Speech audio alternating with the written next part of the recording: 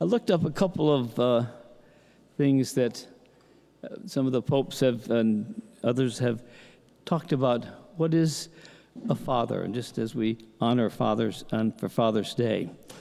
And Pope Benedict said, God is a father who never abandons his children, a loving father who supports, helps, welcomes, forgives, saves with the fidelity of the immensity of living with the plan of God. The Catechism says, the divine fatherhood is the source of human fatherhood. This is the foundation of the honor of parents. So we have these wonderful things that our church has talked about with fathers, and it's a great day. So we honor fathers today. Now they're not perfect. Neither are mothers. Okay, neither one of us are perfect. We're working on it, but it's not there. And I know that parents are not perfect because they have to deal with their children. You know, if you had perfect parents, you'd have perfect children. And it's not there. But that's not what we honor. We don't honor that. We honor the fidelity and the work and the stick-to-itiveness of being fathers, and makes the family so much more powerful and great. So thank you all, fathers, for all the things that you do to do this, and keep striving to be just like God is a father, and loyal and safe. And so just be thinking about that. And I hope you had a nice breakfast this morning, or maybe go out to lunch today. But just enjoy the day. It's a good thing to do. But I want to also talk a little bit about our readings today. And I was reminded as I was trying to think about, well, what would I say about this?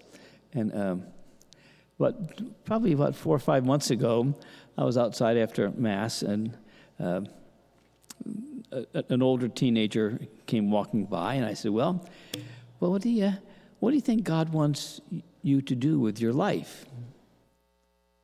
Do you know? And he said, yeah, I know. And I said, well, what do you think God wants you to do? And he said, to make lots of money. Oh. Then I said, well, maybe this can be redeemed. Well, what would you do with all this money? And he said, have a good life. You know, I almost said, don't marry anybody. I didn't. Well, that would be not so good. But sometimes our world is like that. You know, we think it's all about us, and how do we keep things together just for me? Well, these readings help us to see why we shouldn't be thinking that way. You know, Ezekiel, I love the prophet Ezekiel. He has some of the most graphic and majestic prophecies. He's lived about 600 years before Jesus. And it was a bad time for Israel. They had been captured by the Babylonians, and they were taken off, and there was a second wave, and they took all the Israelites away from their land. He's in a foreign land. He doesn't know the language. And the worst thing is, the temple was destroyed. And for Jewish people, the temple is the place where God meets human beings. And just terrible. It'd be like if all the cathedrals around the world were smashed up. It was a terrible kind of thing. Yet he has this absolutely gorgeous prophecy. I'm going to take this shoot and going to plant it on the top of a mountain, and all the birds will come, and on and on. a beautiful way of seeing what's coming. And we have to walk by faith, guys. We have to walk by faith. Because it doesn't seem like this prophecy was ever going to be fulfilled. But it will be. And that's where we have to live with hope. The virtue of hope. Not the kind of thing that says, I hope I get a raise, or I hope I get into the right school, or anything like that. That's small stuff. Very small stuff. The virtue of hope occurs when we actually believe that God is the source of truth, and we live our lives like that. That's what it means to walk by faith, not by sight. People who live with faith see life very differently than others. You know, we see the terrible things that are happening in the world. We know what's going on. We see the evil, all those things that are happening to people, and it's terrible. We see that. But we do not allow those things that of earth to ruin our lives, to get us into despair, sadness, all kinds of things like that. We have faith more than sight. That we can trust in God. We can trust what He's going to do. And He's going to take that little branch that He talked about, that little sapling, He's going to plant it, and it's going to grow to this huge cedar tree. Well, that's an allegory. We are the tree. We're the tree. We are the ones that God is preserving us and giving us the way to look at life.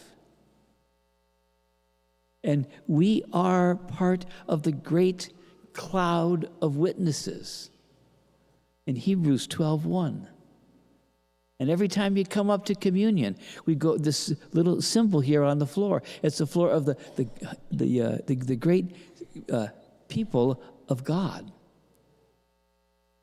They are there, the great cloud of witnesses. We are part of the great cloud of witnesses. We are the church. And that prophecy of Ezekiel is being renewed and being made real in our lives. So when we are thinking about what we're going to do this week, how we're going to live this week, am I going to live the hope of God? The hope of God. Which is that when we end our life, and we will end our life, we're all going to die, some sooner than other. It's just going to you don't want to live forever. Oh my goodness. Can you imagine living forever and having to watch the news forever? Oh, yeah. A fate worse than death. But to have that hope that when we stand before the throne of God, we have been those holy, loyal, kind, gentle, generous people who imitate God Himself. Yes, there are tragedies here on earth, but they are not the end. There is something more. When we live with hope, those tragedies, those hard times, they will not take us down, but bring us closer to God.